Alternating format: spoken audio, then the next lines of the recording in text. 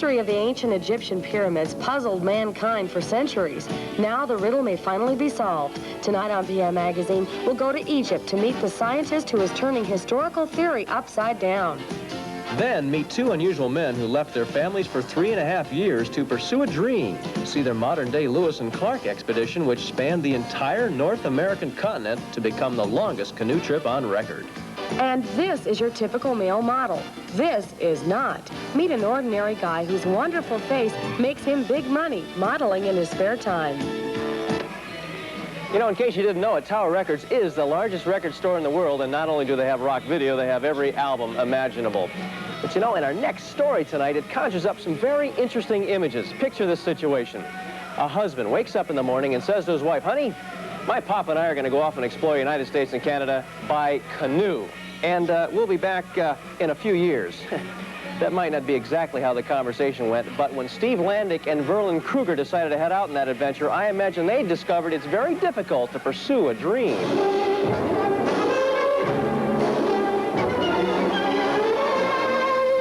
I realize that I have had a privilege that very few people have.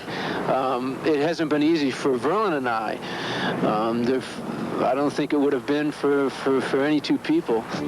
It is the ultimate canoe challenge. A 28,000-mile journey, most of it traveled by canoe on the water, some of it on foot with the canoes on their backs.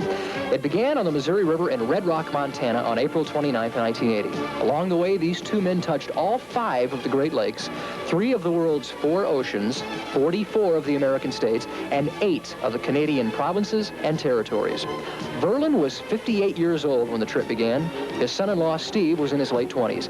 Both men quit their jobs, both left their families, and above all, both shared a common dream. It's a big dream, I guess, that accumulated, identifying with the early explorers and pioneers. And the concept of exploring a continent really grabbed me. Well, I think the bottom line is that I just like to paddle a canoe. I get a lot of pleasure out of that, and seeing the country from that angle is to me the best way to see it. Just like the early pioneers who cut a road to the west in the 1800s, there were hardships and tragedies along the way, some so serious the men often question, is this trip really worth it? For Steve, it was a problem at home. While he was on the trip, his wife gave birth to their first baby, but sadly, the infant died suddenly 3 months later. Well, the worst thing about this trip was that my daughter was only alive for 3 months and 20 days, and I was only with her for 10 days. Steve's daughter dying was just half of the problem. Being away from home so long put quite a strain on his marriage, a marriage that finally ended in divorce. You know, when you're away from anybody, in any relationship, it isn't good over, you know, this kind of time frame.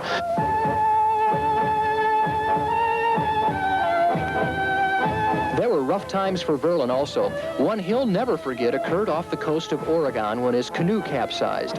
If Steve had not been close by, Verlen's dream of completing the trip would have ended right there. He was hanging on the back of my boat. I realized a lot of people were praying for me. In some pretty rough seas, and the wind was blowing 50 knots. I was doing some praying myself. We would have kept going the way the wind wanted us to. The next landfall would have been Antarctica. This was a good time to cash in on them prayers. Even though Verlen's body temperature dropped to 91 degrees from being in the icy cold water, he quickly recovered in the hospital in a matter of hours. For the next 3 weeks, they planned for the most dangerous leg of the trip, the journey up the Colorado River in the Grand Canyon.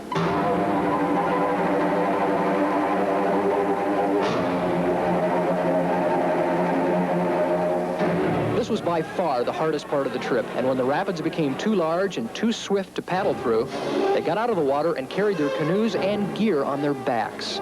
Making it through the Grand Canyon in less than a month was a credit to both men, and Steve remembers very well how he and Verlen felt when they knew they'd made it.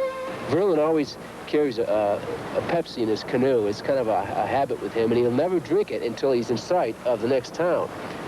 And we got above the last obstacle. We knew we were going to get to Phantom Ranch that day. And he pulled out that Pepsi and he handed it to me, and he said, you know, I couldn't have made it without you, and it was a tremendous feeling that we were together, and we'd made it there, and we made it on the day that we'd planned on it. With the most treacherous part of the trip behind them, it was on to Lansing, Michigan, where family and friends awaited their arrival and the end of their journey. Now that it was finally over, how did both of them feel?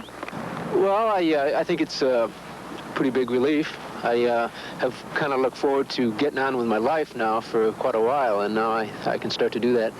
I am quite happy and satisfied to be here. I don't have any feeling that I need to go on. This is far enough. Far enough is right. It is the longest canoe trip on record, something Verlen and Steve plan on telling everyone about in the years to come. They'd like to write a book about the adventure so that everyone can share in their dream. What's in a man to make him do something like this? Maybe it's the words found on Verlen's canoe. Not by might, nor by power, but by my spirit, saith the Lord. And it's that kind of spirit that makes these men truly 20th century pioneers. Well, you know, you really have to admire those guys. That was one heck of an accomplishment. I just hope it was worth the price.